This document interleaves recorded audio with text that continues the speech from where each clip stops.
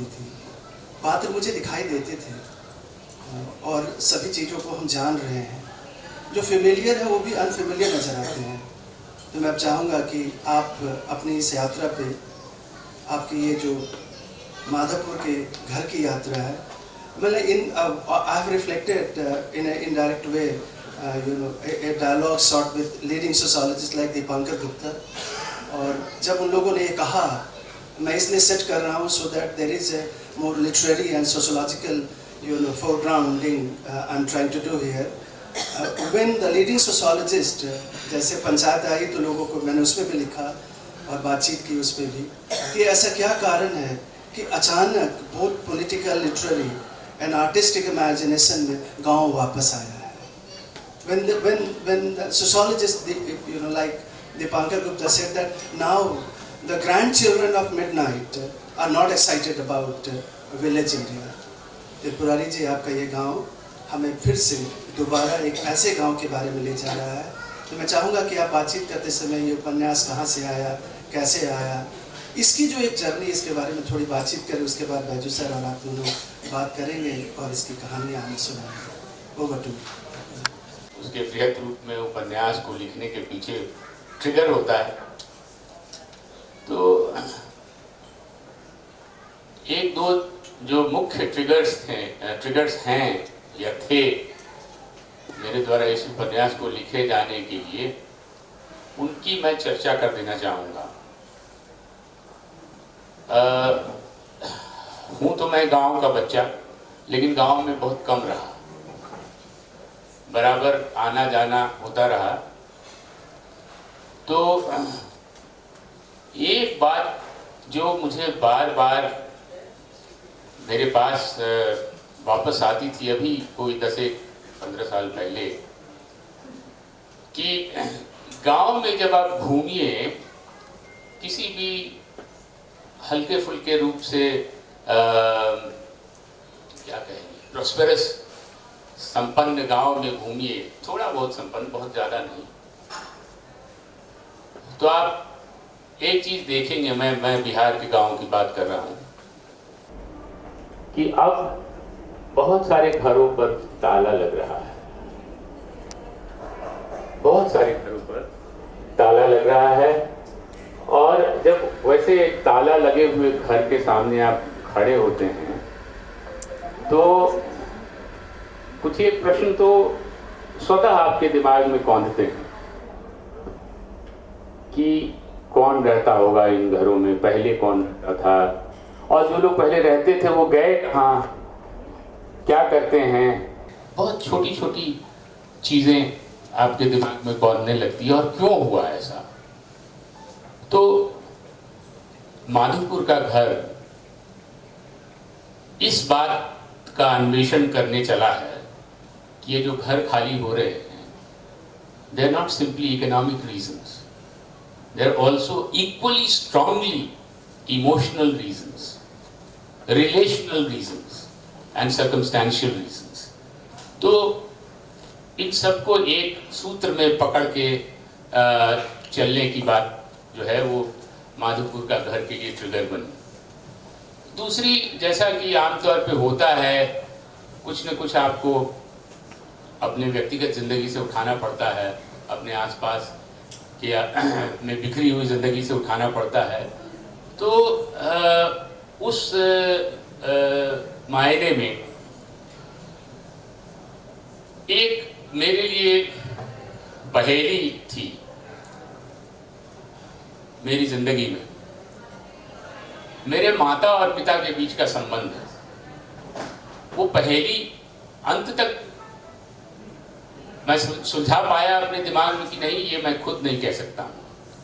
लेकिन मतलब एक तरफ तो भलमनसाहत और उदार भाव और इन सब चीज़ों की प्रतिमूर्ति थे मेरे पिता, लेकिन सारा कुछ होने के बावजूद भी मेरी माँ, जो कि अपने आप में एक बहुत ही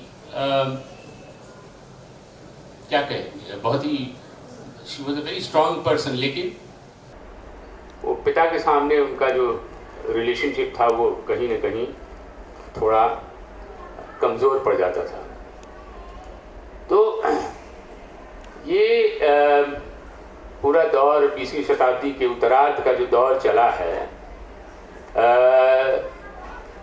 trying to explore the situation, the position of women in our society. Many of us have run through this entire question in a very huffed up, very hurried kind of fashion, without examining the finer details, the finer strands of the question.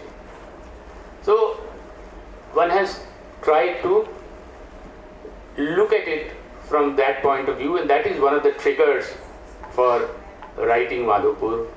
And when you write something like this, as social psychology and psychology teaches you, a human being is essentially the product of, his circumstances as well as his situations. So therefore, you have to explore a little more, and that gave me a window onto the possibility of exploring the landscape where these characters were situated. And having been a student of sociology, I thought when I'm writing something like this, I might as well also, offer my own comment, my own explanation, or my own understanding, which in any case any author does, of the situation that is contained in the work that you are writing. So, Ashwini, I hope this sort of gives you ample scope to explore the innards of my work. जी, तो मैं आपसे गुजारिश करूंगा कि Raju sir कुछ कहना चाहेंगे। आप अगर इसमें से एक पैसेज पढ़ें, और कोई भी जो आपका फेवरेट पैसेज है, जिससे कि राजू सर से आपकी बातचीत शुरू हो जाए, और राजू सर भी एक छोटा सा टुकड़ा पढ़ेंगे। हाँ, पहले सर पढ़े। सारी कई 3 पीढ़ियों ने सर आपसे सीखा है, पढ़ना सीखा है। एक्ट तो मैं नहीं जानता हूँ, लेकिन पढ़ना जो सीखा आप ही से सर। अच्छा, एक चीज़ बज्जू भाई पढ़ें उसके पहले मैं बता देना चाहता हूँ, क्योंकि जब आप बैठे हैं सुनने के लिए, बज्जू भाई के बारे में तो सब आप लोग परिचित होंगे, लेकिन अभी भी मैं उस क्षण को याद करता हूँ, मेरी आंखों में आंसू आ जाते हैं। बज्जू भाई की इतनी बड़ी महानता है। जब हम फिल्म बना रहे थे इन बच्चों के साथ, उसमें एक वो बैठा है उधर पीछे मेरा स्टूडेंट, इन बच्चों के साथ हम फिल्म बना रहे थे, तो बच्चू भाई भी उसमें एक किरदार का ये निभा रहे थे। तो वो अच्छा, उस दौरान जब हमारे साथ बच्चू भाई थे तो बच्चों को सिखाते थे, एक्टिंग सिखाते थे। इनका नाटक करवाया, ये रंग शारदा में इन लोगों का नाटक हुआ था। तुम लोग का हुआ था ना? हाँ, अनुराग के बैच का नाटक रंग शारदा में हुआ था, और उसके बाद दूसरे बैच वो जो दत्ता बैठा है उसका भी नाटक हुआ था रंग शारदा में। नहीं, इसका तो उधर कृष्ण इस्कॉन वाले पे हुआ। तो बच्चों के साथ रहते थे बच्चू भाई, कैंपस में समय बिताते थे और नाटक करते थे। तो इस फिल्म की जब शूटिंग हो रही थी, तो बज्जू भाई का जब शॉट शुरू होना था तो अचंभित कर दिया बज्जू भाई ने। बज्जू भाई ने मुझसे कहा, मैं चूंकि उसको डायरेक्ट कर रहा था, तो बज्जू भाई ने कहा कि 1 मिनट खड़ा हुई, आपका पहले चरण स्पर्श करना चाहता हूं। मैंने कहा आप क्या करना चाहते हैं, ये पाप का काम आप क्यों करना चाह रहे हैं? बल्कि नहीं, ये सब कुछ नहीं होता। ये देखिए, अभी आप मेरे डायरेक्टर हैं, आप मेरे डायरेक्टर हैं, और इसलिए मेरा ये धर्म बनता है कि मैं सेट पे कुछ भी करने से पहले आपका आशीर्वाद दूं। मैंने कहा my God, what humility, I mean where does this come from? That whole willingness to sort of, position yourself in a way that, you can absorb anything. And that is the hallmark of a great actor, the hallmark of a great teacher, and the hallmark of a great learner. तो ये मैं आप सब लोगों को बता देना चाहता था। बज्जू भाई, आप अब अपनी तरफ से जो भी करना चाहें।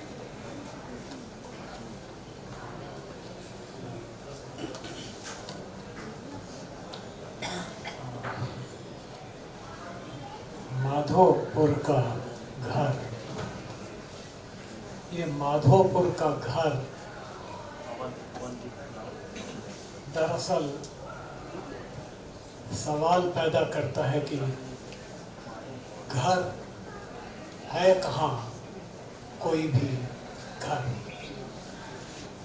और इस नाम से ही बनते बिगड़ते छूटते घरों का एहसास होता है। और जब मैंने अचानक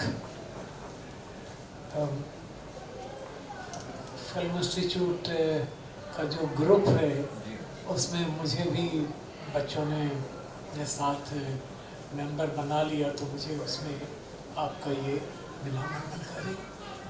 त्रिपुरारी जी ने उपन्यास लिखा है माधोपुर का घर। और उसके बाद ही मैंने, हमारी मित्र हैं, बड़ी लेखिका हैं उषा किरण खान, उन्होंने इस पर चर्चा करी है, वह मैंने पढ़ा। और इत्तेफाक की बात है कि हम लोगों में से ज़्यादातर लोग आए तो घरों से हैं, रहते घरों में हैं या नहीं, हर कोई अपने अपने ढंग से जानता है। और अपने अपने ढंग से अपने अपने घरों के बारे में जानता है। इसका अर्थ है कि घर कहीं न कहीं सचमुच में घर नहीं है। इस पर अज्ञेय की एक कविता है, कभी और बात करेंगे। मैं इस बदलते हुए संसार में सिर्फ ये मानव के संबंध नहीं बदल रहे, जीव के जीव से संबंध बदल रहे हैं। और इस बात की पकड़ बड़ी संवेदना के साथ श्वान के माध्यम से त्रिपुरारी जी ने की है, जिसके बारे में वैसे तो कहा गया है कि रहीमन छोटे नरन सो बैर भली ना प्रीत, काटे चाटे स्वान को दो भांति विपरीत। बड़ा गलत है एक बात, लेकिन दूसरी तरफ ये स्वान ही है जो धर्माधिकारी के साथ नर्क वैतरणी पार करने तक साथ जाता है। और दूसरे जीव के साथ जीव का क्या संबंध है, यदि इसकी समझ अब तक नहीं पाई है तो विज्ञान का कोई अर्थ नहीं रह जाता है। मैं चौंक गया और विह्वल हो गया था जब मैंने लोरा का आख्यान पढ़ा और उसके बाद पता चला कि ये तो कुतिया के माध्यम से हम ये कहानी को सुन रहे हैं। और इस बात ने मुझे हिला दिया। मैं अधिक समय नहीं लेकर के वो करीब 1.5 पृष्ठ है, मैं कोशिश करता हूँ चश्मा लगा करके इसको लिखने की। रही बात डायरेक्टर के चरण छूने की, इस प्रसंग में मैं इतना ही कहूँ, मिस्टर अलकाजी जो हमारे टीचर और गुरु थे, उन्होंने कहा था कि बजाज वो मजाक उड़ाते थे मैंने, क्योंकि मैंने अपने फॉर्म भरने में नाम की स्पेलिंग BAZAZ कर दी थी, बिहारी था उसमें। अब बिहारियों की स्थिति देखिए। और उन्होंने कहा अच्छा सुनो, जब कभी भी अपने किसी जूनियर या किसी स्टूडेंट के लिए तुम एक्टर हो, तुम नहीं मानते हो, कहा हम एक्टर हैं और हम ये मानते हैं कि जो भी जीव पैदा होता है एक्टर ही पैदा होता है। इस बात पर बात की जा सकती है कि कोई भी चींटी ही पैदा होती है तो वो एक्टर पैदा होता है, बाद में चाहे कुछ हो, genetically all genes and all atoms are dancing and doing something.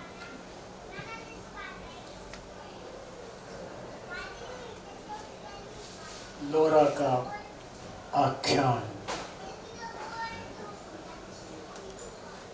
हाँ, अलकाई साहब ने ये कहा था कि अगर किसी जूनियर के साथ भी काम करो तो जब वो तुम्हें डायरेक्ट कर रहा है तो उस समय वह तुम्हारा गुरु है, या मानने को तैयार हो तो काम करना, वरना मत करना।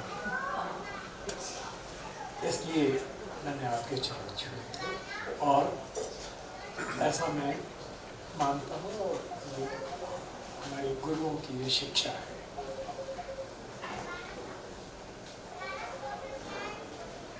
बाबा उस समय बाल सुधार विद्यालय हजारीबाग में हेडमास्टर थे जब वो लेडी को लेकर आए थे कलकत्ते से। लेडी उनकी पहली अल्सेशियन का नाम था। उसे भी बाबा जब लाए होंगे तब वह मेरे इतनी बड़ी ही रही होगी जितनी बड़ी मैं थी जब बाबा मुझे लेकर आए थे। मैंने सुना था कि बाबा ने उसे किसी पेशेवर डॉग ब्रीडर से एक अच्छी रकम देकर खरीदा था। अच्छी उस समय के हिसाब से, जब एक स्कूल के हेडमास्टर को इतनी भी तनख्वाह नहीं मिलती थी कि वह एक पेडिग्री वाले कुत्ते के बच्चे को आसानी से खरीद सके। हालांकि बाबा का बाल सुधार विद्यालय आम हाई स्कूलों से अलग था और बाबा को आम हेडमास्टरों से ऊंचा वेतन मिलता था। बाबा ने अपना एमए मनोविज्ञान विषय में किया था, लेकिन एमए के बाद बाबा को इस विशिष्ट संस्थान में काम करने से पहले बम्बई में 1 साल का एक विशेष कोर्स करने के लिए सरकार द्वारा भेजा गया था। तो बाबा आम शिक्षकों और अन्य मध्य वर्गीय व्यक्तियों से अलग थे।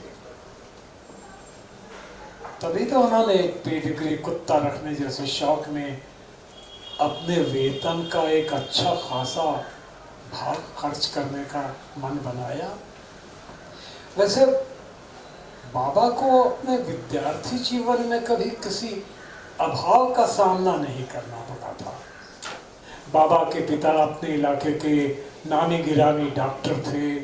बाबा जब कॉलेज यूनिवर्सिटी में पढ़ते थे तब उनके पिताजी उन्हें अपनी ज़रूरतों के लिए पर्याप्त राशि दे देते थे।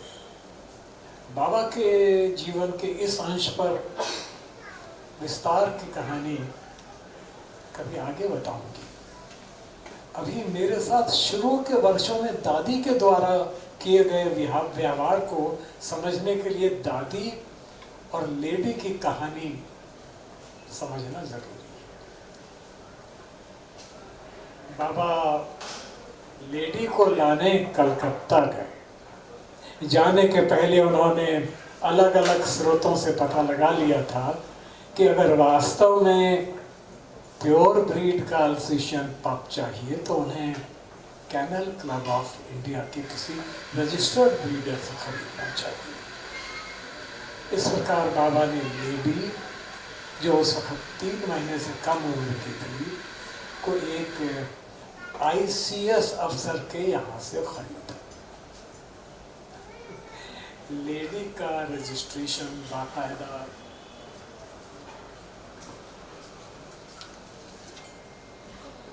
कैनल क्लब ऑफ इंडिया में हो चुका था। लेडी पूरा रजिस्टर्ड नाम था lady love of Amola. Lady का पूरा नाम था लेडी लव ऑफ अमोला। यह नाम उस ICS अफसर ने अपने ख़ानदानी रियासत के नाम पर रखा था। उनके परिवार की यह रियासत बंगाल में अवस्थित थी। उनका पूरा ख़ानदान ऊंची ब्रीड के कुत्तों का बड़ा शौकीन था। जैसा कि बाबा अपने किसी भी नए शौक को अपनाने के पहले करते थे, उन्होंने अपने कुत्ते पालने के शौक के मामले में भी शोध करके, इधर उधर से पता करके और लोगों से बातचीत करके अल्सेशियन कुत्तों के बारे में पूरी जानकारी हासिल करने का प्रयास किया था। लेडी का रंग काला था और अल्सेशियन कुत्तों की विशिष्ट पहचान का आंशिक रूप से पीला रंग भी उसके शरीर के कुछ कुछ भाग में था। लेडी को बाबा जब लेकर आए थे उस वक्त उनकी उम्र करीब 35 वर्ष की थी। दादी उनसे तकरीबन 5 साल छोटी थी। दादी कट्टर शाकाहारी थी और उनके घर में मांस मछली खाना तो दूर, उनकी रसोई में बनाया भी नहीं जाता था। लेकिन बाबा ने जब लेडी के लिए मांस खरीद कर आंगन में एक अलग चूल्हा बनाना शुरू किया तो दादी ने कोई आपत्ति नहीं जताई। लेडी के आहार में बाबा ने किसी प्रकार की कसर नहीं छोड़ी और जब लेडी 6 महीने की हो गई तभी से बाबा ने उसको थोड़ी थोड़ी ओबीडियंस की ट्रेनिंग देनी शुरू की, जैसे कि उसको अपनी ओर से कमांड देकर बुलाना, बैठने के लिए कहना। उसी दौर में कुत्तों को पेशेवर ट्रेनिंग देने के लिए उत्तर प्रदेश के प्रतापगढ़ जिले से भदरी रियासत के राजा साहब की लिखी चर्चित किताब आई जो श्वान प्रेमियों के लिए बड़ी उपयोगी थी। इस किताब का नाम था ट्रेन योर ओन डॉग और इसमें चित्रों और स्केच के माध्यम से बड़े ही सिलसिलेवार ढंग से बताया गया था कि कैसे अपने कुत्ते को ट्रेन किया जाए। पेशेवर तरीके से अपने स्वामी की न सिर्फ वो रक्षा करे बल्कि पुलिस द्वारा चोरों आदि को पकड़ने में भी मदद करे। गौरतलब है कि 60 के दशक की शुरुआत के दौर में भारत में इस तरह की किताबें छपती नहीं थी और छपती भी थी तो उनका प्रचार ठीक से नहीं हो पाता और यही कारण था कि उस गुणवत्ता के साथ लिखी गई राजा साहब भदरी की यह किताब श्वान प्रेमियों के बीच बहुत चर्चित थी और उस जमाने के हिसाब से महंगी भी। लेकिन लेडी के लिए बाबा ने इसके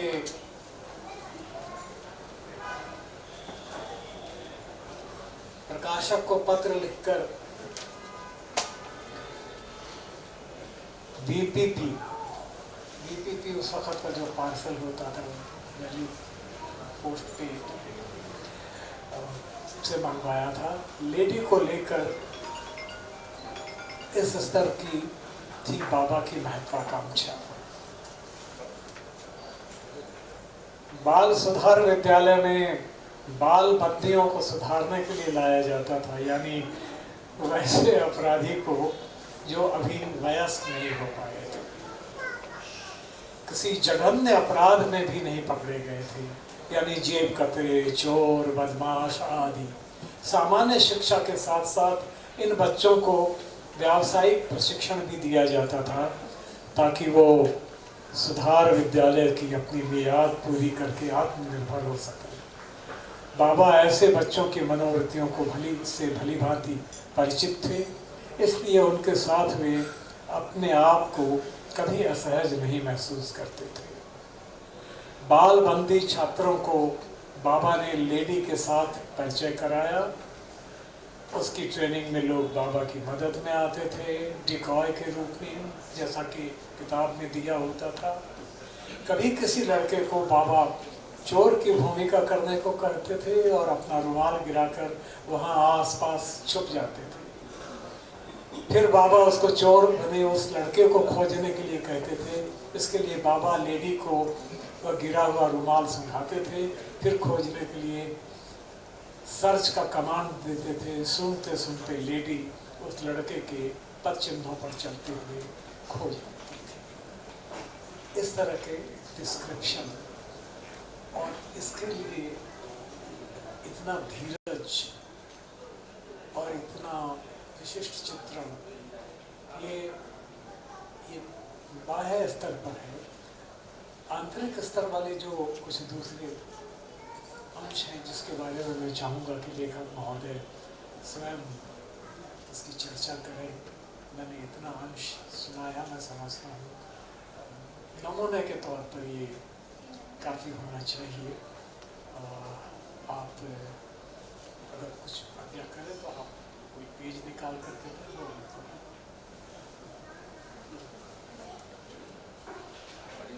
ये त्रिपुरारी जी, आप भी आपका जो एक जैसे बजाज सर ने अभी कहा, तो ये एक चलचित्र की तरह लगा। जैसे आपने पढ़ा, अभी तो सामने लोरा का जिक्र है और लोरा अपनी कहानी करी। मैंने इनके बारे में होमर से भी चर्चा की कि होमर के अब कुत्ता कहना, अभी तो मार्था नुस्बाम कह रही है कि अब कुत्ते को कुत्ता ना कहो भाई। अब वो जो एक बाइनरी थी ना कि पोस्ट एंथ्रोपोसेन दुनिया जो बन रही है, इसमें ये जो एनिमेट इनएनिमेट की कहानी, मैं माधोपुर को उस जगह पे रखना चाहता हूँ जहाँ त्रिपुरारी का ये काम है। ये एक भविष्य की संभावना है। भविष्य की संभावना इसलिए भी है कि मैं इनसे अनुरोध करूँगा कि दादी के आख्यान से और दादी के जीवन में जो हलचल मची उसके बारे में पढ़े। और एक इनका बड़ा विशिष्ट है जो कि आधा गांव में आपको मिलेगा और राग दरबारी में भी मिलेगा, वो जो पुट है इनमें, कि विवाह के बारे में जब बाबा गुस्से हुए और जो गालियाँ दी, तो मैं उम्मीद कर रहा था कि बिहार की चुनी चुनी गालियाँ होंगी, तो भयंकर गालियाँ होंगी, जैसे कि मिर्ज़ापुर में और सौरभ बैठे हैं, जब भी मैं सौरभ को देखता हूँ और जब एक्ट करते हुए तो ये गालियाँ नहीं देते, मैंने इनको देखा है।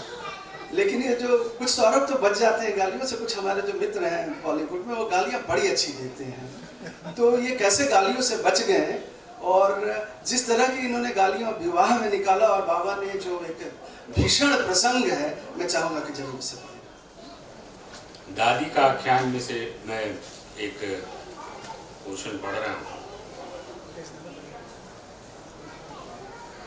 92 से शुरू हो रहा है, 92 एंड ऑफ पेज 92।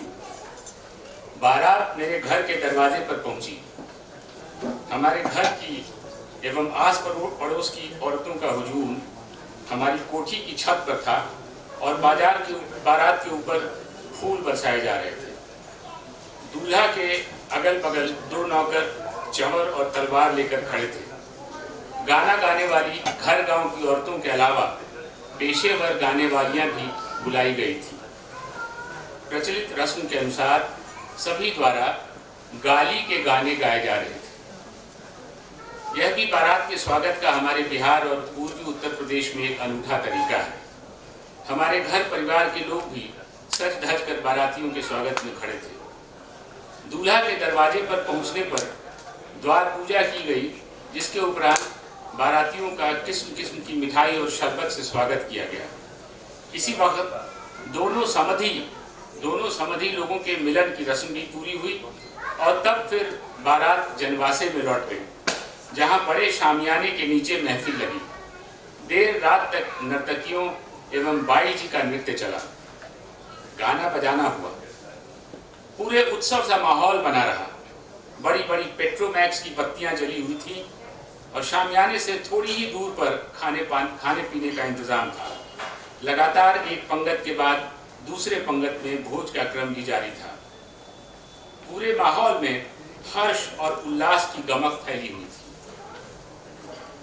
इसी उत्सव के माहौल में एक फुसफुसाहट का दौर निकल पड़ा। बारात के ही किसी व्यक्ति को, संभवतः मेरे गांव के किसी परिवार के व्यक्ति ने यह कह दिया कि शर्मा जी के घर के लोग जिस लड़की को देखकर गए थे, दरअसल शादी उस लड़की की नहीं होकर किसी और लड़की की हो रही है। ये लड़की देखने में तो अच्छी नहीं ही है, बहरी भी है। बस क्या था, पलक झपकते यह फुसफुस एक अफवाह की तरह पूरे बारातियों के बीच फैल गई। बारातियों ने कहना शुरू किया कि वे लौट कर जा रहे हैं, शादी नहीं हो। बात हमारे चाचा के कानों तक पहुंची, मतलब ये दादी के चाचा। वे सुनकर आग बबूला हो गए। छत पर अपने कमरे में गए और अपनी पिस्तौल निकाल कर ले आए। बारातियों के बीच जाने को तैयार हो गए। कहने लगे कि सभी को शूट कर देंगे, लड़का समेत उसके पिता को। ये बात जब मेरे भाई सजन को मालूम पड़ी तो वो गस खाकर गिर पड़ा। उसने तो इस रिश्ते को तय करने में अपना खून पसीना लगा दिया था। उसका इस तरह आहत होना तो स्वाभाविक था। उसको लोगों ने पानी का छींटा देकर होश में लाने की कोशिश की। वो जब होश में आया तो दौड़े दौड़े शर्मा जी के पास गया और उनसे चुपचाप कहा कि चलिए मैं आपको अपनी बहन दिखाता हूँ। अभी अभी मेरा भाई दौड़े दौड़े घर में वापस आया। मेरी शादी की रस्म के लिए मंडप जाने के पूर्व जैसा रिवाज था, मुझे नहलाने के बाद मेरी चाची वगैरह ने मुझे शादी की साड़ी पहनाकर घर में तैयार कर दिया था। नहलाकर नए कपड़े पहनने के बाद नज़र उतारने की रस्म होती है। इसके बाद लड़की को विवाह के मंडप पर लाया जाता है और विवाह की वैदिक रस्में बाकायदा वर वधू की उपस्थिति में पंडितों द्वारा पूरी की जाती है। मंडप हमारे घर के आंगन के बीचों बीच अवस्थित था और घर के सारे लोग, खासकर महिलाएं, अब इंतजार कर रहे थे विवाह की रस्म के शुरू होने का। माँ आप जल्दी से दीदी को ऊपर छत पर ले चलिए, मेरे भाई सजन ने माँ से हाँफते हुए कहा। क्या हो गया? अभी तो बबुनी, मेरे घर के लोग खासकर मेरी माँ इसी संबोधन का इस्तेमाल करते थे, अभी तो बबुनी को शादी के मंडप पर बैठना है, कुछ ही देर में अब तो लड़का भी मंडप पर आने वाला है। मेरी माँ ने कहा अभी ये सब पूछने का वक्त नहीं है। लड़के की ओर से ये मांग की गई है कि वह जब दीदी को देख लेगा उसके बाद ही मंडप पर आवेगा। मेरे भाई ने मेरी माँ की चिंता को भांपते हुए फौरन जवाब दिया, काहे है बबुआ, अब क्या हो गया? ये तो हम लोगों के रस्म रिवाज में नहीं है कि मंडप पर बैठने से पहले लड़का द्वारा लड़की को देखा जाए। कुछ तो जरूर हुआ है। माँ का प्रश्नवाचक संबोधन उसकी चिंता को जाहिर कर रहा था। ये सब पूछने का भी वक्त नहीं है, तुम जल्दी से दीदी को लेकर छोटका बाबूजी के कमरे में पहुंचो और मैं लड़के यानी शर्मा जी को लेकर आता हूँ। सजन ने माँ को अन्य लोगों से अलग ले जाकर कहा, अरे बबुआ कुछ तो बताओ कि एकाएक ये क्या हो गया? मेरी माँ अपनी परेशानी को आसानी से विराम नहीं दे पा रही थी। ये जान लो कि छोटका बाबूजी बाहर बारातियों पर पिस्तौल ताने खड़े हैं, बात बिगड़ने वाली है, तुम जल्दी मैं जो कह रहा हूँ उसे करो। मेरे भाई ने लगभग हताशा के स्वर में कहा, इतना सुनना था कि मेरी माँ फौरन मेरे पास आई और मुझे ऊपर के कमरे में ले गई। मुझे मौका तक नहीं मिला कि उनसे इस प्रयोजन के संबंध में कोई विशेष प्रश्न पूछ सकूं। माँ के चेहरे से चिंता साफ झलक रही थी। ऐसे में मैंने उनकी दुविधा को और बढ़ाना कतई उचित नहीं समझा। ऊपर छोटका बाबूजी के कमरे में मुझे खड़ा करके माँ स्वयं दरवाजे पर ही खड़ी रही। मेरा भाई जब किसी को साथ लेकर कमरे में आया तो मैं समझ गई कि ये व्यक्ति और कोई नहीं, मेरे होने वाले पति ही हैं। मेरे भाई ने मुझसे उनका पैर छूकर प्रणाम करने को कहा और कहा कि वे जो कुछ भी पूछे उसका जवाब दूं। मेरे लिए तो ये एक अकल्पनीय स्थिति थी। घर की चहारदीवारियों के अंदर पली बढ़ी मुझे तो इस बात को स्वीकार कर पाना ही मुश्किल लग रहा था कि विवाह की रस्म से पहले कोई लड़का अपनी होने वाली पत्नी को न सिर्फ देखे बल्कि उससे संवाद भी करे। खैर शर्मा जी ने मुझसे मेरी पढ़ाई के बारे में पूछा। मैंने खरा सा जवाब दिया कि आखिर मेरी शिक्षा तो जो भी थी वो घर की चहारदीवारियों के बीच रहकर ही हुई। मैं कोई स्कूल वगैरह तो गई नहीं। जो भी हो, उनका मेरी शिक्षा के बारे में ये कौतूहल उस वक़्त आत्मीय लगा, क्योंकि उससे मेरे मन में ये आशा बंधी कि शायद बाहर की दुनिया को देख पाने के लिए मेरा मार्ग प्रशस्त करने की उत्कंठा उनके मन में बसी हो। इस संक्षिप्त साक्षात्कार के बाद मुझे वापस ले गई मेरी माँ। थोड़ी देर बाद पच्छन की रस्म के बाद मुझे मंडप में बिठाया गया और विवाह का कार्यक्रम प्रारंभ हुआ। जब शर्मा जी भी आकर मंडप पर बैठ गए और पंडित ने बाकायदा मंत्रोच्चार आदि का कारोबार शुरू किया तो मैं थोड़ी सहज हो पाई।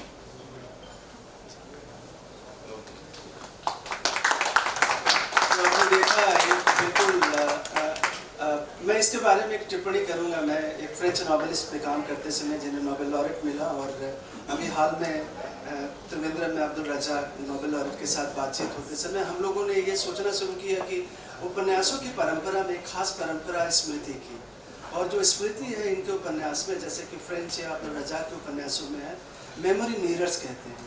जैसे मिरर्स चलते रहते हैं वैसे मेमोरी चली। तो एक टुकड़ा आपने सुना, और अब मैं एक कवि मित्र के नाते सौरभ भाई का स्वागत करूंगा कि वहाँ हैं, और एक लाइन से मैं उनको स्वागत करूंगा। जब भी मैं सौरभ को देखता हूँ तो मुझे अहमद फराज की एक लाइन याद आती है, सौरभ आज सुना देता हूँ, बरनाली में है कि सुना है लोग उसे आंख भर के देखते हैं, चलो उस शहर में थोड़ा ठहर के सौरभ को देखते हैं। बहुत बहुत धन्यवाद। मुझे बिल्कुल नहीं मालूम था कि मुझे यहाँ पढ़ने के लिए कहा जाएगा। ये पुस्तक अभी मेरे हाथ में आई है और मैंने किताब पढ़ी नहीं है। कुछ किताबें होती हैं जिनको ऐसे पढ़ा जाता है कि आप उसको उठाते हैं दिन में या 2 दिन में कभी भी एक बार, और उसको खोलते हैं, और जहाँ पर आपकी नज़र जाती है आप वहाँ से पढ़ना शुरू करते हैं। ये प्रथा जो है ये धार्मिक किताबों के साथ बहुत होती है ना। आप गीता भी ऐसे ही पढ़ते हैं, काफ़ी चीज़ें ऐसे पढ़ते हैं। मैं थोड़ा इतना धार्मिक हूँ नहीं, तो मैं धार्मिक किताबें पढ़ता नहीं है, लेकिन एक किताब है जो मैं पढ़ता हूँ। वो किताब आज भी मेरे पास है। वो मोहन राकेश की एक किताब है, एकत्र। वो किताब ऐसी किताब है कि वो मोहन राकेश ने जो भी लिखा, नैपकिन के ऊपर लिखा, आधे कागज पे लिखा, बस की टिकट के पीछे लिखा, जो भी लिखा वो सब छपा हुआ है उसके अंदर। मोहन राकेश मेरे बहुत फेवरेट राइटर रहे। आर्थर मिलर और मोहन राकेश, ये 2 राइटर्स बहुत मेरे फेवरेट। तो वही एक किताब है जो मैं जीवन में जब भी होता है कभी भी खोल लेता हूँ, जो पन्ना खुलता है वो पढ़ता हूँ। आज इस किताब को ऐसे पढ़ने का सौभाग्य मुझे मिल रहा है, और इसके जो मैंने अभी तक 3 टुकड़े सुने हैं, उससे मुझे विश्वास है कि यह वैसी ही किताब है जिसको आप किसी भी दिन कहीं से भी खोल सकते हैं, कहीं से भी पढ़ सकते हैं। मैं कोशिश करता हूँ, ना पसंद आए तो गलती मेरी है, किताब की भी। मैंने बड़े बुजुर्गों को ये कहते हुए सुना है कि जीवन की दशा सतत तौर पर समान नहीं रहती। कुछ बना है तो कुछ टूट भी जाता है। जीवन भले ही शून्य जमा का खेल, जिसे अंग्रेजी में जीरो सम गेम कहते हैं, न हो, किंतु यह भी तय है कि इसका धरातल बराबर समान रूप से समतल नहीं है। बाबा अब 1-1.5 साल में अपने होने वाले रिटायरमेंट के बाद एक चिंता मुक्त जीवन माधवपुर में बिता पाने का सपना देख ही रहे थे कि एक अनहोनी ने उन्हें उनकी और दादी की जिंदगी को सपना देख ही रहे थे कि एक अनहोनी ने उनकी और दादी की जिंदगी को छिन्न भिन्न कर दिया। ऐसा मानो बिजली गिर गई कि उनके जीवन पर। फौज में अफसर उनके सबसे बड़े बेटे के आंशिक रूप से अज्ञात कारणों से अकाल मृत्यु हो गई। पूरा और प्रामाणिक कारण कभी पता नहीं चल पाया। वे नागालैंड में राजद्रोह प्रभावित इलाके में उस वक्त पोस्टेड थे। पुत्र शोक में दादी और बाबा गहरे सदमे में डूब गए। बाबा के परिवार के लिए शोक और संताप और गहरा हो जाने का यह भी कारण था कि उन्हें बेटे की मृत्यु के बारे में फौज ने जो बताया उस पर परिवार का पूरा विश्वास नहीं हो पाया। नागालैंड और असम की सीमा पर कोई मिलिट्री कैंप था जहां बड़े बेटे का शव रखा गया था। बाबा और उनके 2 अन्य बेटे उस मिलिट्री कैंप में मृत्यु के 2 दिन बाद पहुंच पाए। तब तक शव का पोस्टमार्टम हो चुका था। शरीर की चीड़-फाड़ व्यापक रूप में की जा चुकी थी। किसी भी सामान्य व्यक्ति के लिए उस शव को देखकर मृत्यु की प्रामाणिक कारण का अनुमान लगा पाना संभव नहीं था। फौज द्वारा परिवार को बताया गया कि मृत्यु मैसिव मायोकार्डिक इन्फेक्शन से हुई। ये एक तरीका का हार्ट अटैक है।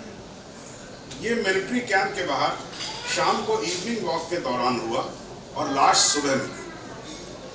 बाबा और उनके दोनों बेटों ने उनके सबसे बड़े बेटे के चीर फाड़े गए इस पार्थिव शरीर को देखा था। उनके ये भाई चारों भाइयों में अकेले थे जिनका शरीर सौष्ठव, ये शब्द मुझे नहीं मालूम है, सौष्ठव बाबा की बराबरी का बन पाया था। उम्र मात्र 35 साल की थी। वे मिलिट्री एकेडमी में सबसे अच्छे स्पोर्ट्समैन रह चुके थे। नागालैंड में इमरजेंसी उफान पर थी। संशय के लिए काफी जगह बच गई थी। इस संशय का कोई निदान नहीं था। इससे बाबा के परिवार के शोक और संताप को और भी गहरा बना दिया। जैसा मैंने कहा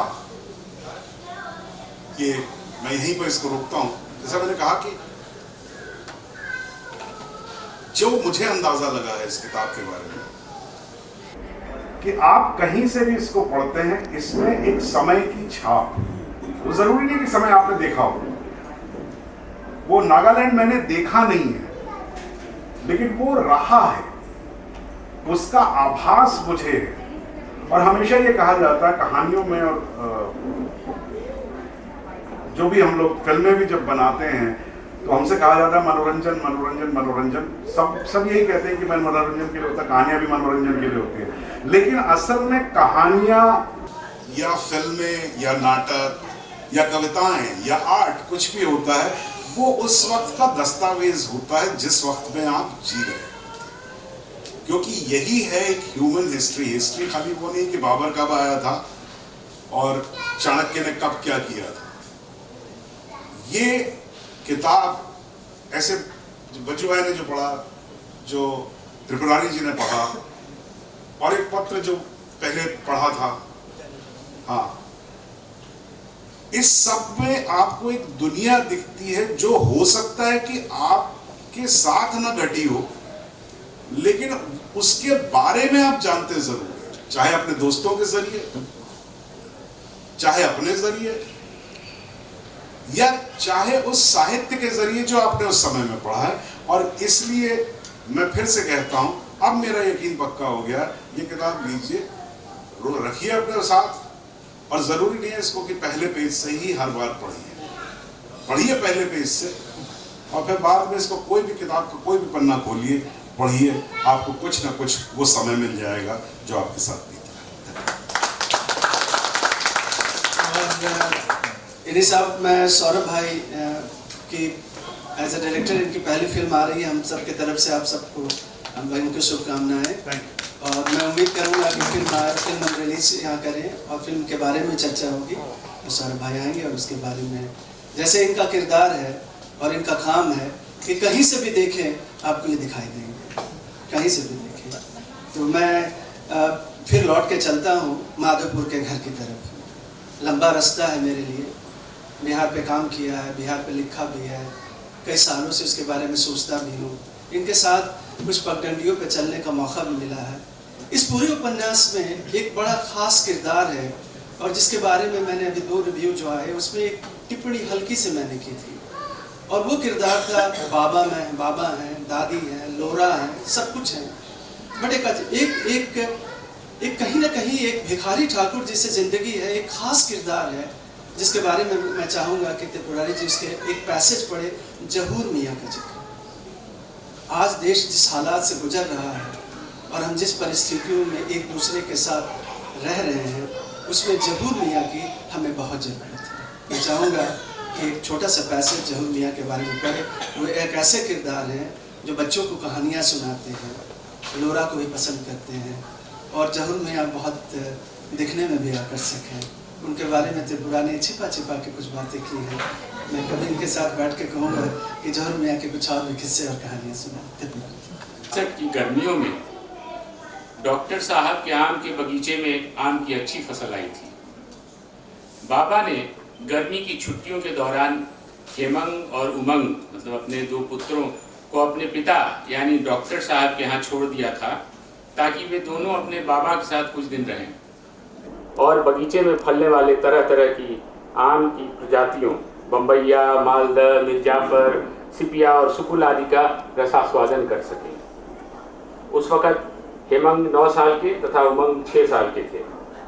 दोनों भाई दिन भर बगीचे में घूमते थे, खेत में काम करने वाले मजदूरों के साथ थोड़ा बहुत गपशप करते थे और इन सब से जब मन भर जाता था तो डॉक्टर साहब की क्लिनिक में आ जाते थे, जहां प्रायः ज़हूर मियाँ अक्सर दिख ही जाते थे। इसके बाद दोनों भाइयों का मन बहलाने की जिम्मेदारी ज़हूर मियाँ अपने ऊपर ले लिया करते थे। बस क्या था, ज़हूर मियाँ शुरू हो जाते थे अपने विभिन्न किस्म की कहानियों के साथ। असली कांचन नगर छुरी की गाथा, कलकत्ता शहर के चौरंगी के दृश्यों का बखान, शहर में चलने वाली ट्राम गाड़ी का वर्णन और उन्होंने कलकत्ता शहर में अपने प्रवास के दौरान जो भी सिनेमा देखा था उसका बढ़ा चढ़ा कर ब्यौरा।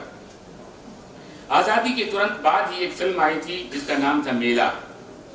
12-14 वर्ष की उम्र में जब ज़हूर मियाँ अपने गांव को छोड़कर कलकत्ता आए थे, तब अपनी मजदूरी में मिले पैसों में से थोड़ा बचाकर उन्होंने धर्मतल्ला में अपनी खोली में साथ रहने वाले साथियों के साथ यही पहली फिल्म देखी थी।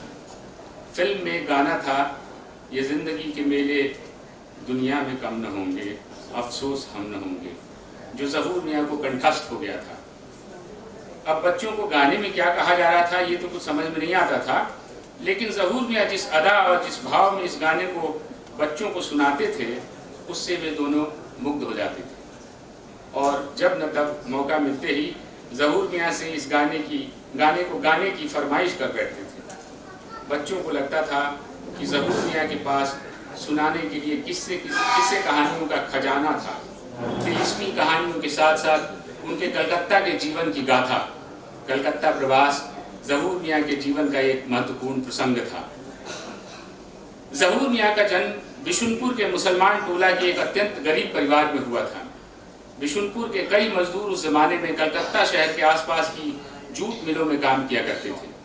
अपने घर में तंगी की हालत से जब 16-17 वर्ष के ज़हूर मियाँ तबाह हो गए तो गांव के ही किसी साथी के साथ उन्होंने कलकत्ता शहर की ट्रेन पकड़ी और वहां पहुंचकर अपने गांव के ही साथी मजदूरों की मदद से हुगली के निकट किसी जूट मिल में काम खोज लिया। उनका विश्राम स्थल भी वहीं धर्मतल्ला की उस खोली में बना जहां एक ही कमरे में उनके गांव के तकरीबन दर्जन भर और लोग रहते थे। चूंकि मैं टीपू द्वारा अपने भाइयों को बताया जाने वाली कहानियों को सुनती रहती थी तो ज़हूर मियाँ के इस प्रकरण से मुझे याद आया कि टीपू बराबर चर्चा करते थे कि उन्होंने कुछ साल पहले जर्मनी के बर्लिन फिल्म स्कूल के पढ़े हुए एक फिल्म निदेशक द्वारा जूट मिलों में व्याप्त बाल मजदूरों के शोषण पर एक फिल्म देखी थी। फिल्म में दिखाया गया है कि बाल मजदूरों और उनके युवा साथियों को किन विषम परिस्थितियों का सामना करना पड़ता था और अपने घर परिवार से दूर रहते हुए वे आर्थिक तंगी के साथ साथ परिस्थिति जन्य एकाकीपन को किस तरह झेलते थे। ज़हूर मियाँ अपनी माँ को मनी ऑर्डर के माध्यम से कुछ रुपये 2-4 महीने में एक आध बार भेज पाते थे। वे अकेली संतान थे और उनके पिता का देहांत जब वे बहुत कम उम्र के थे तभी हो गया था।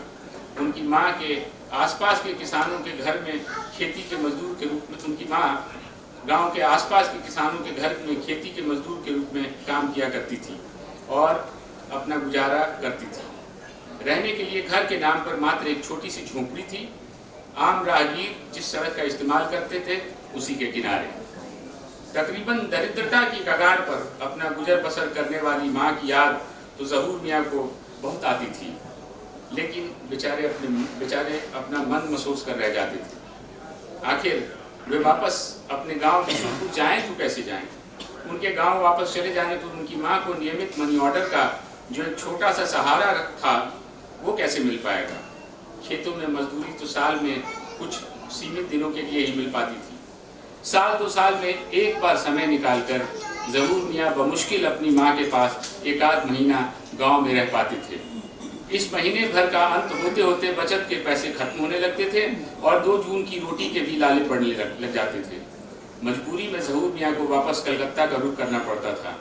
बहुत बेमन से ज़हूर मियाँ कलकत्ता लौट जाते थे। यही सिलसिला तकरीबन 7-8 वर्षों तक चलता रहा और ज़हूर मियाँ द्वारा माँ को मनी ऑर्डर भेजना जारी रहा। जब वे गाँव आते तो माँ के लिए एक सस्ती ताँत की साड़ी ज़रूर लाते थे, बंगाल के ताँत की साड़ी, जिसे उनकी माँ बड़े गर्व से पहनकर गांव में निकलती थी। मनी ऑर्डर फॉर्म के नीचे 2 इंच के हाशिए में खाली जगह हुआ करती थी लिखित संवाद के लिए। इसी खाली जगह में ज़हूर मियाँ अपने किसी लिख पाने की हैसियत रखने वाले मित्र से अपनी माँ के लिए सांत्वना का संबोधन लिखवाते थे, जैसे अम्मा तुम अपना ख्याल रखना, बिना वजह किसी मालिक से उधार मत लेना, अगर कुछ उधार बाकी है तो ये जो पैसे भेज रहा हूँ उससे हो सके तो चुकता कर देना, इस बार धान की कटनी के समय में जरूर आऊँगा, इत्यादि इत्यादि। इससे ज़्यादा संवाद के लिए या किसी विशेष व्याख्या के लिए तो जगह ही नहीं होती थी मनी ऑर्डर फॉर्म में। सन 1955 के जून के महीने में कलकत्ते में भीषण गर्मी पड़ रही थी। शाम को पसीने से लथपथ जब ज़हूर मियाँ धर्मतल्ला में अपनी खोली लौटे तो उनके किसी साथी ने कहा, ए ज़हूर तुम्हारे लिए खत आया है। इतना कहते हुए उनके हाथ में एक पोस्ट कार्ड थमा दिया। ज़हूर मियाँ तो हतप्रभ भी थे और उल्लसित भी। उल्लास इसलिए कि वे पूर्णतः निरक्षर तो थे और इसलिए पोस्ट कार्ड कहाँ से आया है, उसमें क्या लिखा है, ये पढ़ तो नहीं सकते थे, लेकिन उन्हें पूरा यकीन था कि उनको खत लिखने वाला दुनिया में उनकी माँ के सिवा और कोई नहीं हो सकता था। हतप्रभ इसलिए कि अगर माँ ने खत भेजा भी है तो आखिर किस लिए। 7-8 वर्षों में कुल मिलाकर 2 या 4 खत आया होगा उनकी अम्मा का, बराबर यही पूछने के लिए कि इस बार रमजान के पर्व में वे गांव आ रहे हैं या नहीं। तो आखिर क्या प्रयोजन रहा होगा इस खत को लिखवाने का या भेजने का। उनकी खोली में कोई भी ऐसा साथी मजदूर नहीं था जिसे पढ़ना आता था। सभी के लिए सभी पूर्णतः निरक्षर थे, जैसा कि उस जमाने में अमूमन हुआ करता था। बगल की ही बिल्डिंग में बिशुनपुर के बगल के गांव का सिकंदर नाम का एक युवक रहता था, जिसकी धर्मतल्ला के ही एक कोने में बीड़ी की दुकान थी। इलाके के अकेले प्राइमरी स्कूल के मास्टर साहब की छड़ी की पिटाई खा खाकर उसने थोड़ा बहुत पढ़ना लिखना सीख लिया था। अपनी अम्मा को मनी ऑर्डर भेजने में ज़हूर मियाँ उसी से मदद लिया करते थे। उसी को जाकर उन्होंने पोस्ट कार्ड दिया और सिकंदर ने ज़हूर मियाँ को पढ़कर सुनाया, बेटा ज़हूर, अब तुम गांव वापस आकर यहीं रहो। मुझे कमाई करने में बहुत दिक्कत होती है, अब हाथ पैर ठीक से नहीं चलते। खेत में निगरानी का काम करने के बाद ठेहुना में बहुत जोर का दर्द उठ जाता है। तुम्हें अब शादी भी कर लेनी चाहिए। घर में बहू के आ जाने से मेरी बहुत मदद हो जाएगी। कल मैं बिशुनपुर कोठी गई थी डॉक्टर साहब के पास। गांव में कोई उधार पैसा नहीं दे रहा था, इस वास्ते मैंने बहुत हिम्मत कर डॉक्टर साहब से ही कुछ उधार पैसा मांगा। डॉक्टर साहब ने भी मुझसे कहा कि अब ज़हूर को बोलिए वापस आ जाए। उसको कलकत्ता में जितना पैसा मिलता है उतना मैं भी उसे दे दूंगा। दिन भर कोठी पर ही रहेगा और मेरी खेती बाड़ी में मदद करेगा।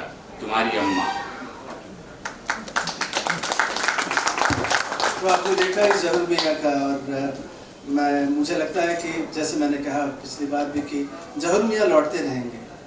इस उपन्यास की खास बात है, जैसे सौरभ ने कहा, कि कई जगहों पे ज़हूर मियाँ नहीं दिखाई देंगे, लेकिन एक पूरा का पूरा ये 3 पीढ़ियों की कहानी है। मैं कहना आपको याद दिलाता हूँ कि जब पढ़ें इसे, इन 3 पीढ़ियों की कहानी है, बदलते इतिहास की कहानी है, समय की कहानी है। निर्मल वर्मा कहते थे, जैसे मैंने अभी कहा, जैसे बातचीत करते समय निर्मल वर्मा कहते थे कि जब सत्य से साक्षात्कार हो, ऐसा बर्बर सत्य, निर्मम सत्य, तभी आप पवित्र समय की तरफ चलते हैं। इस उपन्यास में बहुत सारे ऐसे प्रसंग मिलेंगे जहां आपको पवित्र समय से आपकी मुलाकात होगी। एक खास बात है, और अब मैं अनुरोध करूंगा अनुराग से, थिएटर से, और अभी बड़े अच्छे आर्टिस्ट हैं, भविष्य की इनमें बहुत सारी बातें देखी जाती है, इनका मैं स्वागत करूंगा इब्राहिम अस की एक लाइन से। अनुराग आइए। अपने उस्तादों का पहले एक जो तरीका होता है कि गुलशन में लेके चल, किसी सहरा में लेके चल, अनुराग किसी सुकून की दुनिया में लेके चल। यहाँ अनुराग के साथ आइए। Anurag was one of my earliest students in the acting batch. After we revived the acting course after 28 years, the first batch, Anurag was one of the stars of the first batch, and we were all so joyful. As actor? Acted as actor. He acted as actor. As a matter of fact, Subhash Ghai, who was doing reasonably well at that time, I wouldn't comment more than that, You know, he signed him up for a period of 5 years with a contract. Manik, am I right? Yes, sir. With a contract that he will not act in any other film, any other person's film, any other producer's film. And he did his first film, and one of the first films from the acting batch, the revived acting batch, Black and White. Yeah. Black and White, which is a very nice film on, you know, the extremists and so on and so forth, which Anurag played the lead. So I have a very sort of special relationship with Anurag on that account, and also on account of the fact that he was a student of the science faculty in St. Stephen's College, which is where I also studied, and which is where my friend Pradeep Srivastava also studied. Thank you very much, sir, for this kind introduction. Actually, it just melts me totally. Also takes me back to the days at FTII when I see both of you together. And ये बात कहना सही रहेगा कि बड़ों के संरक्षण और छत्र छाया में रहो तो आप हमेशा यंग रहते हो. So I'm absolutely very honored to be here today. Listening to the visual representations of the social milieu of Madhapur as very emphatically recited by Sir and yourself. I'm actually not the correct person to be here and talking about the book or you per se, because of the kind of love and the great amount of respect that we all as students and we hold for you and the respect that we have for you.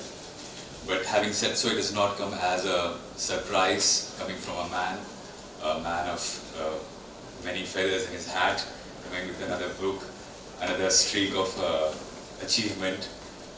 So I'm absolutely inspired and motivated by the zest of your life and the joy that you have in your heart to live. So let me begin.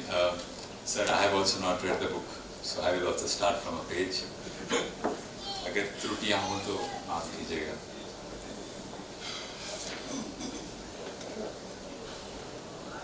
माँ का जिक्र हुआ है तो अच्छा है कि माँ के शब्द से एक पैराग्राफ मुझे मिल गया. माँ एकदम सही बात कह रही थी. सारी जिम्मेदारी की आमदनी, सारा राजकाज उनके हाथ में था, लेकिन उनको लगा कि कुछ पैसा लगाकर बिजनेस करने से और भी आमदनी होगी. इस सिलसिले में वे घर छोड़कर रांची चले गए. बिजनेस तो उनसे क्या खाक होता, लेकिन हम लोग घर पर बेसहारा जरूर हो गए. हमारे बाबूजी तो जमींदारी में क्या कहा था कुछ भी पता नहीं था.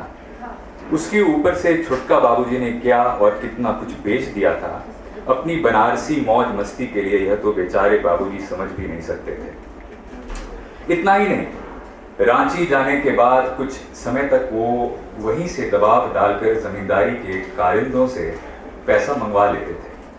बाद में तहसीलदारों ने ऐसा करने से मना कर दिया, क्योंकि उन्हें दिए गए पैसों की बाकायदा रसीद काटनी होती थी और उन्हें फिक्र होने लगी कि छुटका बाबूजी अगर काफी समय तक घर नहीं लौटे तो उनके लिए जिला ऑफिस में जवाब देना मुश्किल हो जाएगा, क्योंकि रसीद काटते वक्त बाकायदा आधिकारिक जमींदार से उनका दस्तखत प्राप्त किया जाता था.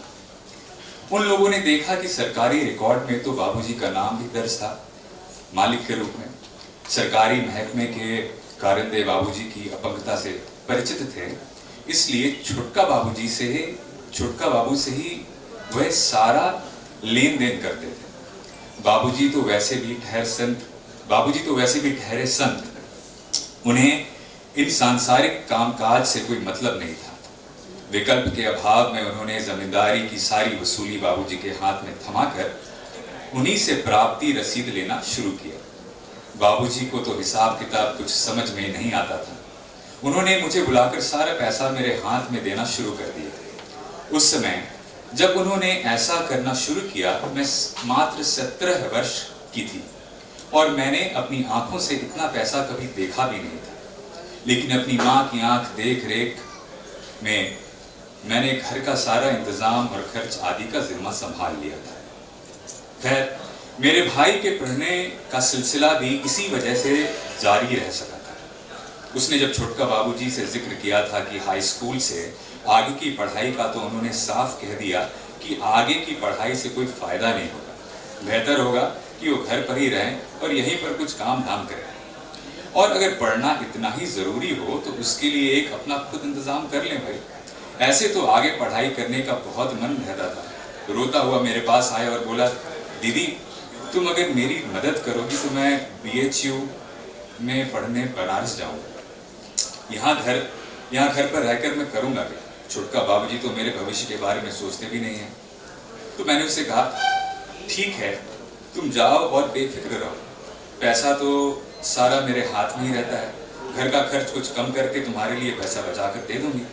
हालांकि छोटका बाबूजी अभी दबाव डालकर काफ़ी पैसा अपने यहाँ रांची में मांगा हालांकि छोटका बाबूजी अभी दबाव डालकर काफ़ी पैसा अपने यहाँ रांची में मंगा लेते हैं, लेकिन इसके बावजूद मैं तुम्हारे लिए पैसा भेज दूंगी।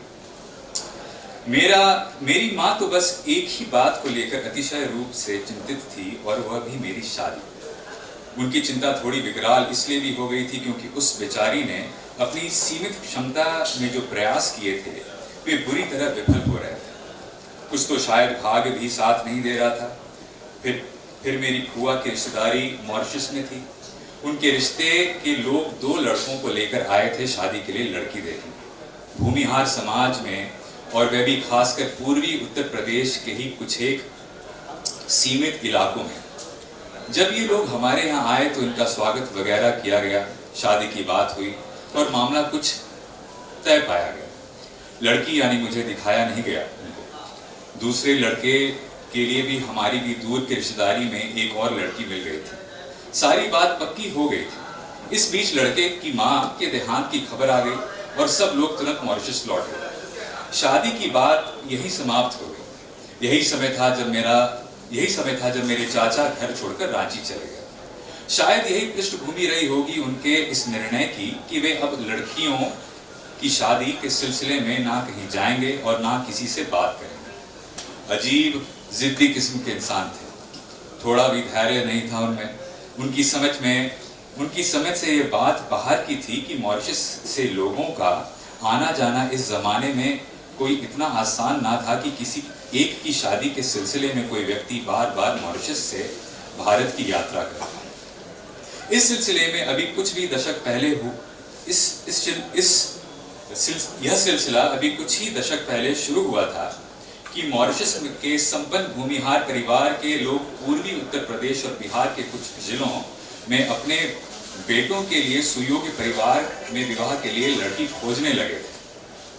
कोई 40-50 साल पहले इसी इलाके से कई परिवारों से लोग मॉरिशस के गन्ने के खेतों में काम करने के लिए वहां गए थे। ऐसे लोगों की कम से कम 2 पीढ़ियां तो लग गईं संपन्नता के छोर पर पहुंचने में। ऐसे परिवारों के पुरुषों के वैवाहिक संबंध स्थापित करने के लिए मॉरिशस से लोग उत्तर प्रदेश और बिहार के कुछ जिलों में लोग आने लगे थे। बार बार आना जाना संभव नहीं था। पानी के जहाज से आने में समय और पैसा लगता था। इसलिए कोशिश होती थी कि लोग सारी तैयारी करके आए।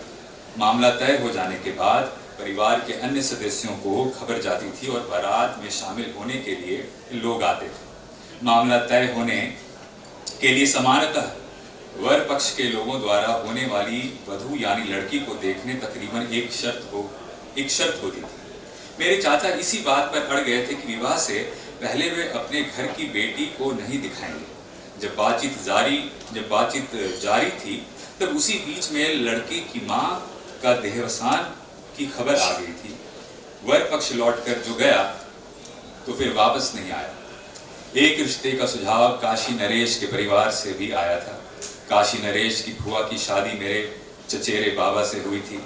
उन्हीं लोगों ने सुझाव दिया था कि मेरे चाचा को कि वे जाकर बात करें काशी नरेश से उनके घर में रिश्ते के लिए। काशी नरेश संभवतः स्वयं इच्छुक थे हमारे परिवार में रिश्ता के लिए, ऐसा उनकी फुआ ने स्वयं जाहिर किया था। लेकिन चाचा बात करने नहीं गए और घर छोड़कर रांची चले गए। This is one excerpt of this book, which is here. I think the last part was a little unrelated to the previous context. So, thank you very much, sir. I'm indeed honored to be here, as I said, and I'm privileged and I'm very, very happy for you. Wish you the very, very best forever, and we all are there for you. और इनको बहुत बहुत शुभकामनाएं इनके नए काम के लिए, इनके फिल्मों के दौर के लिए, और आगे ये बढ़ते चले जाएंगे। जैसे कहा मैंने भी, भविष्य की एक पूरा भविष्य की जो पुनर्कल्पना है वो दिखाई देती है। मैं अब एक ऐसे व्यक्ति को बुलाना चाहता हूँ जो आज के इस पूरे आयोजन में हमारे, जिसको कहते हैं ना, स्तंभ हैं, एक बहुत महत्वपूर्ण व्यक्ति भी हैं और इस उपन्यास से जुड़े भी हुए हैं। शहर में हैं और गोल्फर भी हैं और पहाड़ों पे घूमते भी हैं और मित्र रहे हैं। दिल्ली विश्वविद्यालय JNU के दिनों में बहुत सारी चीज़ें हमने की। अभी उदय शंकर के भी मित्र हैं, त्रिपुरारी जी के भी मित्र हैं और सरकार में भी काम करते हैं, जिसका जिक्र भी मैं ना करूँगा। मैं राधेश्याम शर्मा को बुलाना चाहूँगा कि 2 शब्द कहें, और we thank him on behalf of Indian Novelist Collective for facilitating, organizing and sponsoring this whole event at Title Webs. Thank you. आइए।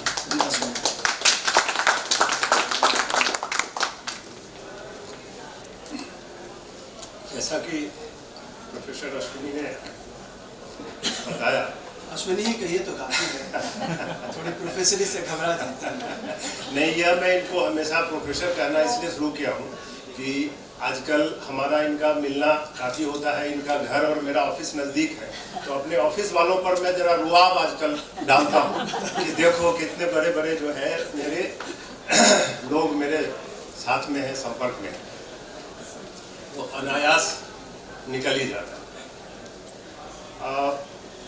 जैसा इन्होंने बताया कि इस किताब के लेखक त्रिपुरारी शरण जी, अश्विनी जी, उदय शंकर जो भी आके गए, मैं राधेश्याम शर्मा मेरा नाम है।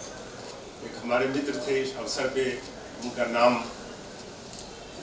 स्मरण करता हूँ, आंखों में आंसू आ जाते हैं। Vinod Kumar, he is no more with us, Tripurari ji के अभिन्न मित्रों में से रहे। मुझे काफ़ी समय हो गया कोई हिंदी उपन्यास पूरी तरह पढ़ पाने का। एक समय जरूर था कि उपन्यास हाथ में आता था तो पूरी तरह खत्म करके ही मैं मानता था, भले रात से सुबह हो जाए। ये उपन्यास मैंने टुकड़ों में नहीं पढ़ा, जैसे सौरभ जी ने बताया कि टुकड़ों में भी पढ़ने लायक है। मैं इस उपन्यास को एक बार ही पढ़ गया विमान यात्रा के दौरान। इसमें से कुछ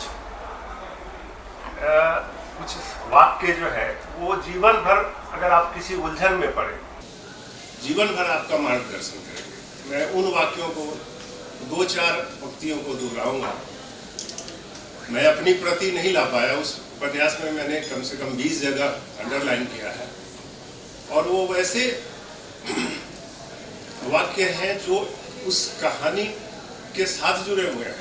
जो कहानी त्रिपुरारी जी कह रहे हैं, जो लेखक जो कहानी बता रहा है डोरा के माध्यम से और दादी के माध्यम से, उसकी निरंतरता उन वाक्यों से, वो कुछ जीवन दर्शन के वाक्य हैं जो लेखक अनायास अपनी कहानी के साथ ही लिख जाता है। तो संयोग से उसमें से कुछ मेरे मोबाइल में है। आज मुझे किसी ने बताया कि आज फादर्स डे है। मैं नहीं जानता आज फादर्स डे है या नहीं, लेकिन मान के चलें कि आज है। इसमें जो बाबा हैं शर्मा जी, उनका जो व्यक्तित्व है, उस व्यक्तित्व के साथ एक जो इसमें कुछ 30 साल हो गए उनको लेडी के बाद एक कुत्ता पालने का शौक जो वो नहीं कर पा। वो कहते कहते लेखक कह जाते हैं, उस आदमी का जीवन भी क्या जीवन है जो अपने जीवन में अपने छोटे मोटे शौक भी ना पूरा कर सके। वैसे भी देखा गया है कि मनुष्य की दमित इच्छाएं बहुत दिनों तक उसके दिल में कुलांचे भरती रहती है। यह लोरा के आने के समय की पृष्ठभूमि है। Page number 189। एक विरोधाभास सा लगता है। शर्मा जी का जो व्यक्तित्व है वो एक गांव के प्रभावशाली व्यक्ति हैं। वह शरीर सौष्ठव और व्यायाम हर तरह से एक आदर्श पुरुष का जो रूपरेखा हमारे पहले की पीढ़ियों में 60 के दशक में या 50 के दशक में एक गृह स्वामी जो अपने परिवार को साथ लेके चलता है, उसको कैसा होना चाहिए कि वो स्वास्थ्य के स्तर पर 70 साल की उम्र में भी, शर्मा जी रिटायरमेंट के 10 साल बाद भी उतनी ही मेहनत कर सकते हैं, उतने ही जीवन के झंझावातों को झेल सकते हैं।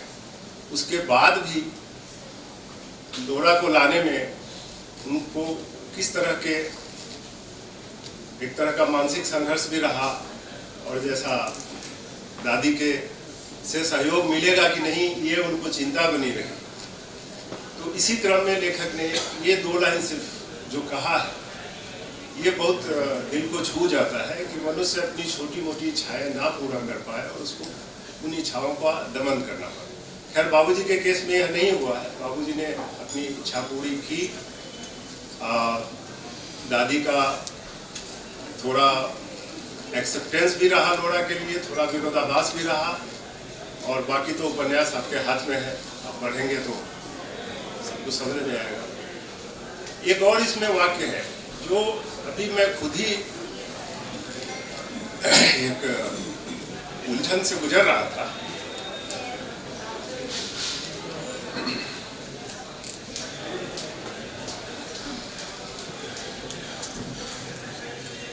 Page number 217। इसमें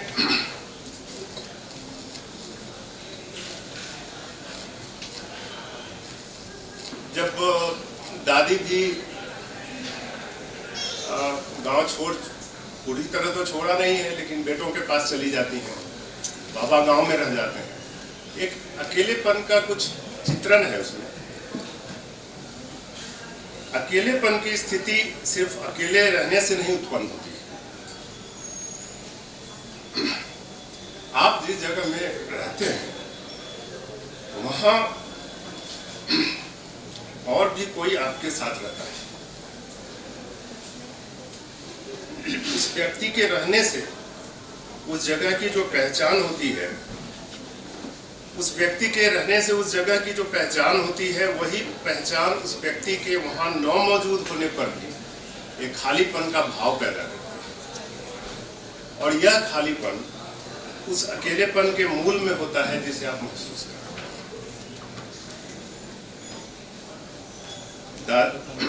दादी की इस बार की अनुपस्थिति ने मुझे इस बात का गहराई से एहसास कराया।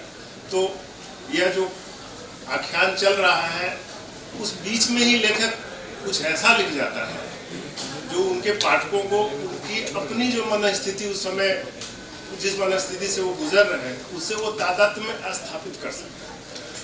तो किताब पढ़ने के बाद मेरी चर्चा हुई अश्विनी से। मैंने कहा बहुत साल हो गए हिंदी उपन्यास पढ़े हुए, लेकिन जब मैं शेखर एक जीवनी पढ़ता था आगे जी का, तो उसमें जो मनोविज्ञान बीच बीच में सहज रूप से आ जाता है, वह इस उपन्यास में फिर मुझे हुआ। बस एक प्रसंग और मैं उद्धृत करना चाहूँगा। ये सब जीवन दर्शन है।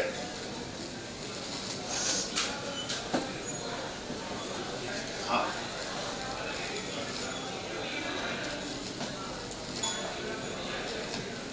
एक छोटी सी पंक्ति है, अपूर्णता ही तो दुख का सबसे बड़ा कारण है। संबंधों में हम जो चाहते हैं उसका अपूर्ण रहता है।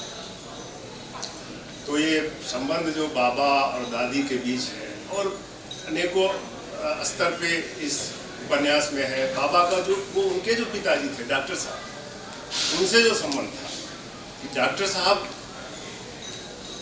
से बाबा 1 to 1 जो आज पिता पुत्र बात करते हैं वैसी बात भी नहीं होती थी। लेकिन जब बाबा को पैसे की जरूरत पड़ी तो डॉक्टर साहब ने एक बार भी नहीं पूछा कि तुमको किस बात के लिए पैसे चाहिए। ये चीज जो बट वृक्ष जो हम पिता को कहते हैं कि बट वृक्ष होता है परिवार का, वो यहाँ पे बिल्कुल परिलक्षित होता है। एक और तो शायद ये जो लेखक ने कहा कि संबंधों में हम जो चाहते हैं उसका अपूर्ण रह जाना, तो ये कहीं ना कहीं एक कसक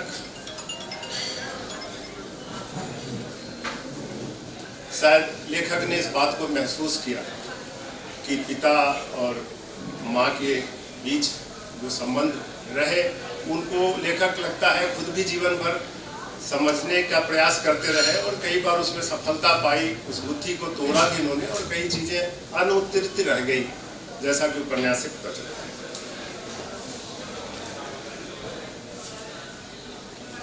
एक जो मैंने अभी जिक्र किया कि अभी हाल में कुछ उलझनों से मैं गुजर रहा था, अश्विनी इस चीज को जानते हैं,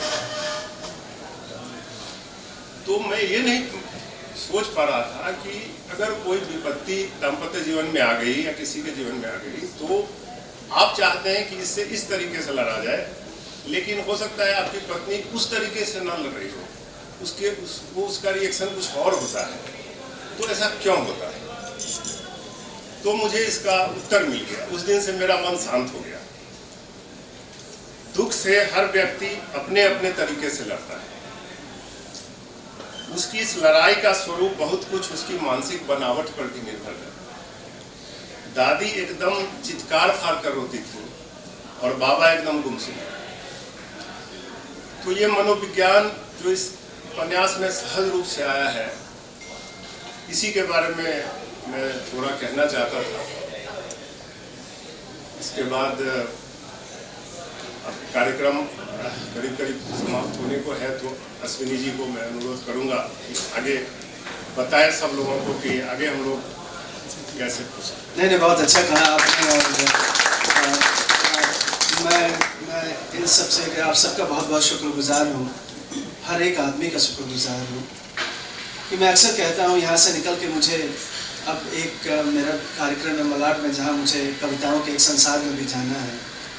एक संसार से दूसरे संसार में जाने का और फिर वापस आने का ये जो सिलसिला है, ये माधवपुर के उपन्यास में और माधवपुर के घर में दिखाई देता है। मैं गुजारिश करूँगा त्रिपुरारी जी से कि कोई आखिरी शब्द नहीं होता है उपन्यास में।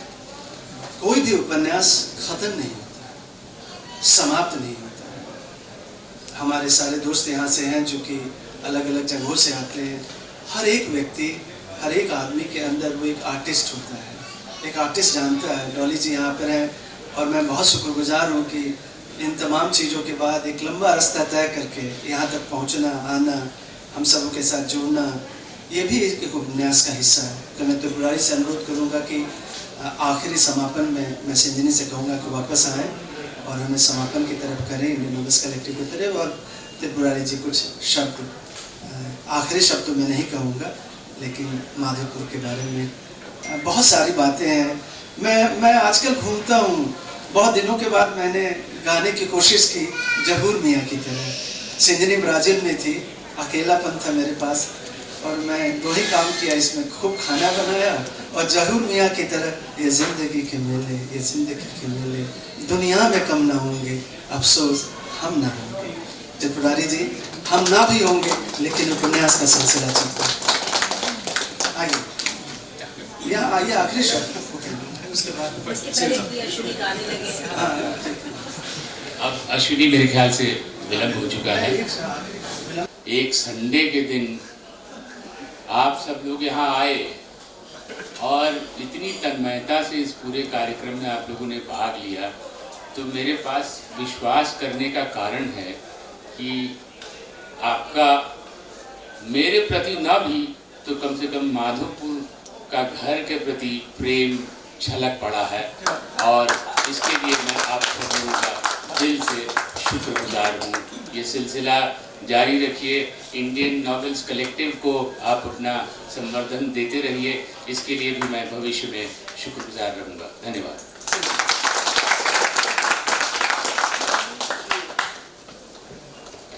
Thank you everyone for being here. It was such a lovely discussion, and I think everything that Saurabh talked about, picking up a book and flipping through everything that we heard from Radheshyamji about the specific lines and everything that we heard from the stage about the book, it's been wonderful.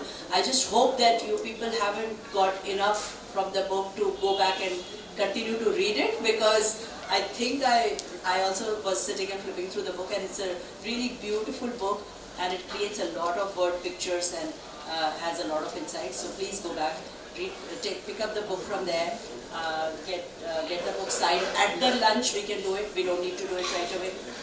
So just very informally, let's break for lunch. And thank you Radheshyamji for being a friend of Indian Novelist Collective. Thank you for being here. Thank you sir for being here. I really do, I feel very honored. Thank you everybody for being here, especially. And thank you Title Babes, thank you Tushant, thank you the team, for helping us organizing everything. Actually, before we disperse, I would like to acknowledge a few of my very special friends who are here. And सबसे पहले मैं अपने मित्र विनय शुक्ला जी का शुक्रिया अदा करना चाहूँगा। विनय जी को खड़े हो जाइए। आप सब लोग चेहरे से ना भी पहचानते होंगे विनय जी को, लेकिन विनय जी हिंदुस्तान के सिनेमा के लिखने वालों में से सबसे ऊपर के पादान की हस्ती हैं। और आप सब लोगों को याद होगा, एक फिल्म आई थी गॉडफादर करके, गॉड मदर, शबाना जी ने उसमें गॉड मदर का रोल किया था। उसको लिखने और उसको नेशनल अवार्ड मिली थी उस फिल्म को, और शबाना को तो खैर बेस्ट एक्ट्रेस मिला ही था। उसके लेखक विनय जी थे।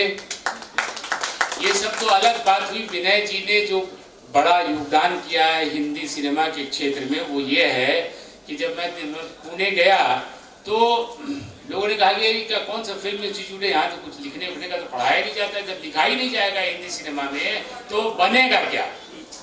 तो मैंने आई gave a challenge to Vinay ji and his very dear friend Anjum Rajabali, who were both present in that meeting. I said, if you're saying so, why don't you start a writing course? से कह रहे आप कौन है भाई, आप कौन है बोलने वाले कि राइटिंग कोर्स है कौन आप। मैंने कहा कि अभी मैंने यहाँ डायरेक्टर के रूप में ज्वाइन किया है, तो अगर आपकी सहमति हो तो मैं आपको कोर्स स्टार्ट करने के लिए सारा कुछ फैसिलिटेशन कर दूंगा। तो जैसे वो डायरेक्टर, अच्छा ठीक है, हम लोग बाद में बात करते हैं। And lo and behold, it was him, Vinay Shukla. I think the Indian film industry has to be grateful to him. So many of my script writing students of the Film Institute, have to be grateful to him and to Anjum Rajabali, who would have definitely been here, but it's just that he has his whole day is chock-a-block packed with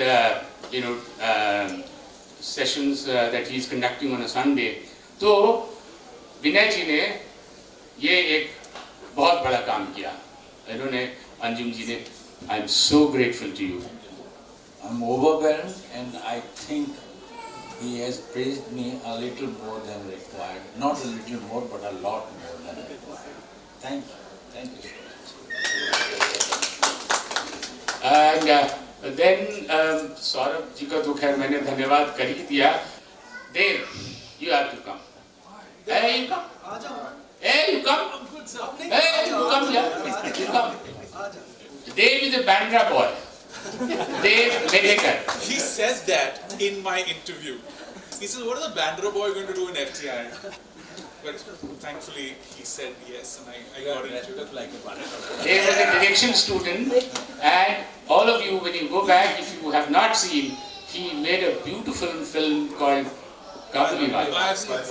Bioscope, which is based on, somewhat based on Tagore's Kabuliwala. You must see it. Beautiful film. Beautiful. It's on Hotstar.